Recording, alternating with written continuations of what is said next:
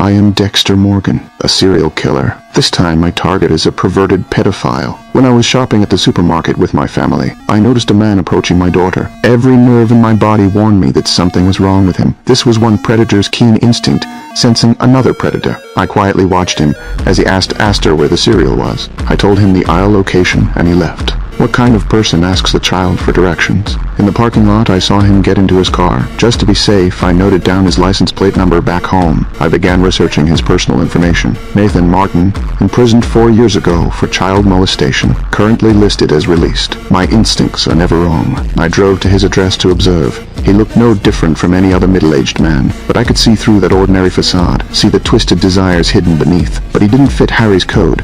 He was a pervert, but not a killer. But what happened the next day made me realize he had to go. When I was at the beach with my family, I saw that face again. He was like a persistent ghost. He was actually photographing Aster with a telephoto lens. Aster noticed him too. "Mom, that's the man who asked me about cereal at the supermarket." Rita looked at me nervously. "Dexter, who is that man?" "Nobody important." I maintained a calm tone, but inside I had already made my decision. I found him at a cafe. This damn guy didn't even remember me. It wasn't until I reminded him of the cereal incident at the supermarket that it dawned on him. I warned him to stay away from my children. "This is a misunderstanding," he tried to explain. I leaned forward and said to him, "I know who you are. I know what you've done." I told him I had investigated him and knew who he was. What I found laughable was that he said he had learned his lesson and paid the price, that he was reformed now. Change. I knew desires couldn't be changed. He couldn't change his urges any more than I could change mine. Darkness, the hunter's camouflage, will prey. It's death's shroud. I quietly slipped into his house and came up behind him.